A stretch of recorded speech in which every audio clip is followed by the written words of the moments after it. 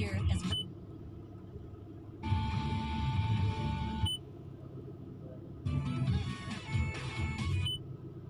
Yes. All right. Alhamdulillah. Pertamanya adalah kita bersama-sama merafakkan setinggi kesyukuran kehadrat Allah Subhanahu Wa Taala di atas segala nikmat kurniaan dan rezekinya yang tidak ternilai.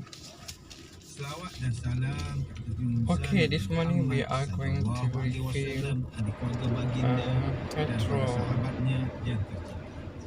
Tuan-tuan, puan-puan, para pendengar yang dimuliakan, bersama saya Profesor Dr. Muhammad Najib bin Abdul Kadir, Pusat Kajian Al-Quran dan Sunnah Fakulti Pengajian Islam Universiti Kebangsaan Malaysia. Pada hari ini kita akan menyambung kembali rancangan tafsir Al-Quran bagi siri ke-43. InsyaAllah pada kali ini kita akan membincangkan mengenai pentafsiran ayat ke-62 surah A'udzubillahi minasyaitonirrajim. Bismillahirrahmanirrahim. Wa qala ja'alu bida'atahum fi rihalihim la'allahum ya'rifun. Saya adalah pelanggan pertama Petronas pagi ni.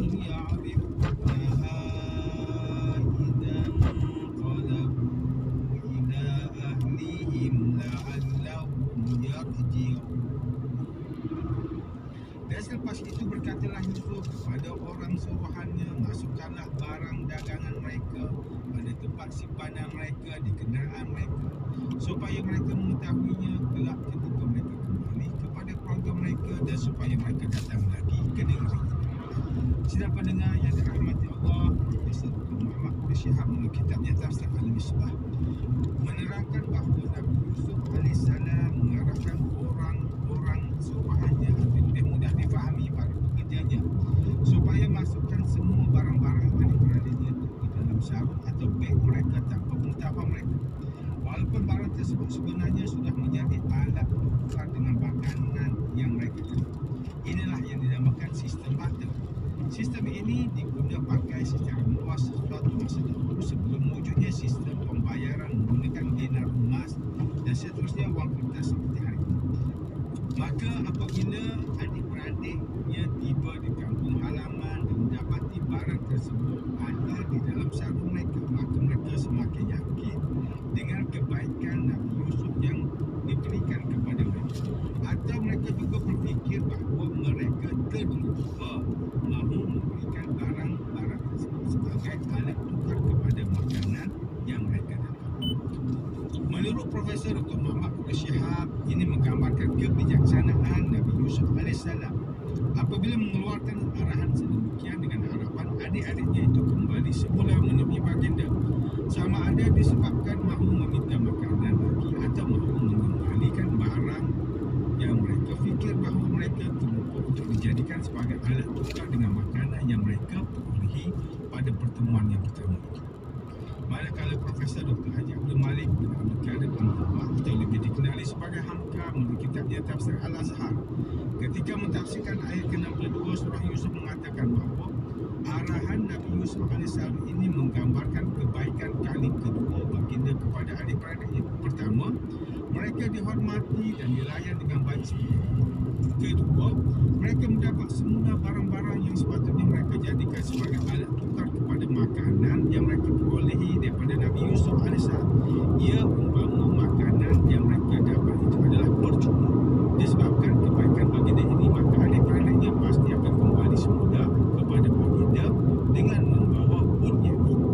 Sidang pendengar yang dimuliakan, Profesor Dr. Muhammad Hasbi As-Siddiqi melalui kitabnya Tafsir An-Nur mentafsirkan ayat ke-62 surah Yusuf dengan menerangkan bahawa Nabi Yusuf AS mengarahkan orang suruhan atau para pekerjanya untuk meletakkan kembali barang milik adik-beradiknya itu ke dalam bahkan barang-barang mereka tanpa mereka sedari.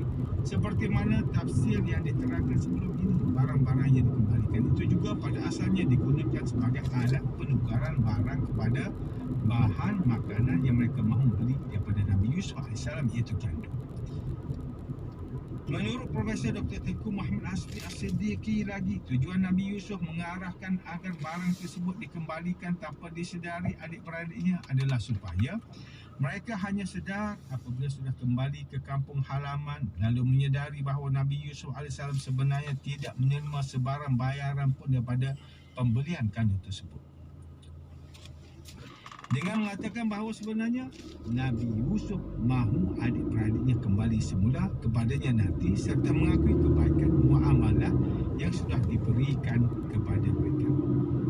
Menurut Profesor Dr. Haji Zainal Arifin Zakaria, menurut kitabnya Tafsir Inspirasi menjelaskan tafsiran bagi ayat ke-62 surah Yusuf ini bahawa Nabi Yusuf AS bertindak mengeluarkan arahan kepada orang suruhannya supaya mengembalikan barang-barang adik-beradiknya yang dijadikan sebagai alat tukar ganti kepada pembelian kandung itu kerana baginda sedang menyiasat adik-beradiknya itu.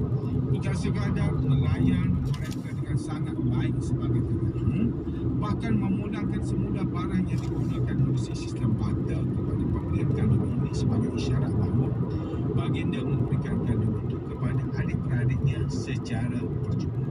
Siasatan yang baginda buat ini tidak lain tidak bukan agar adik-beradiknya itu akan kembali semula kepada baginda nanti dengan membawa punyanya.